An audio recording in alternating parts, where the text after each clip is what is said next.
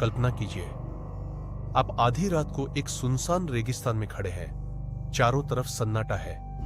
अचानक पत्थर तराशने की आवाज आने लगती है, टक टक टक। लेकिन वहां कोई इंसान नहीं है। और सुबह जब सूरज निकलता है तो जहां कल खाली जमीन थी, वहां एक विशाल मंदिर खड़ा होता है। कहा जाता है भारत में एक ऐसा मंदिर है जिसे इंसानों ने नहीं बल्कि भूतों ने मिलकर बनाया था।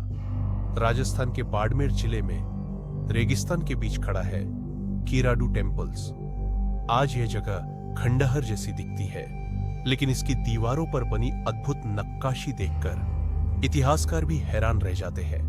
लोग कहते हैं इतनी बारीक कारीगरी आज की मशीनें भी मुश्किल से कर पाए। लेकिन असली रहस्य इस मंदिर की दीवारों में नहीं बल्कि इसकी रातों में छिपा है। सैकड़ों साल पहले इस इलाके में एक सिद्ध महात्मा रहते थे। एक दिन वह अपने शिष्यों को छोड़कर यात्रा पर चले गए। कुछ समय बाद उनके शिष्य गंभीर रूप से बीमार पड़ गए। उन्होंने गांव वालों से मदद मांगी, लेकिन किसी ने उनकी सहायता नहीं की। सबने उन्हें मरने के लिए छोड़ दिया। सिर्फ एक गरीब महिला ने उनकी सेवा की।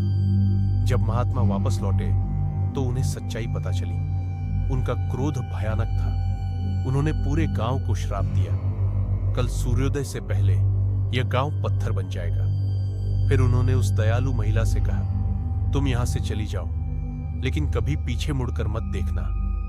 महिला भागने लगी, लेकिन आधी रात में कि उसे पीछे से चीखें सुनाई दी। ऐसी चीखें जिनके सुनकर किसी का भी दिल दहल जाए। डर के कारण उसने पीछे मुड़कर देखा और उसी क्षण वह भी पत्थर बन गई।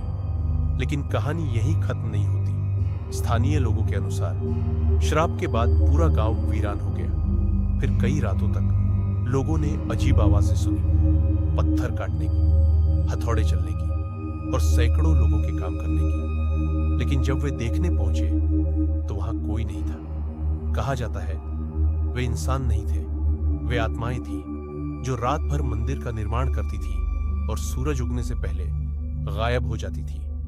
आज भी कई स्थानीय लोग दावा करते हैं कि सूर्यास्त के बाद इस मंदिर के आसपास रुकना अशुभ माना जाता है।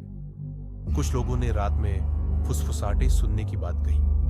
कुछ ने पत्थरों के बीच चलते हुए साए देखने का दावा किया। हालांकि इन बातों का कोई वैज्ञानिक प्रमाण नहीं है, लेकिन जब रात के अंधेरे में रेगिस्तान की हवा इन खंडहरों से टकराती है तो ऐसा लगता है मानो कोई अदृश्य शक्ति अब भी वहां मौजूद है और शायद वह आज भी अपना अधूरा मंदिर पूरा कर रही है।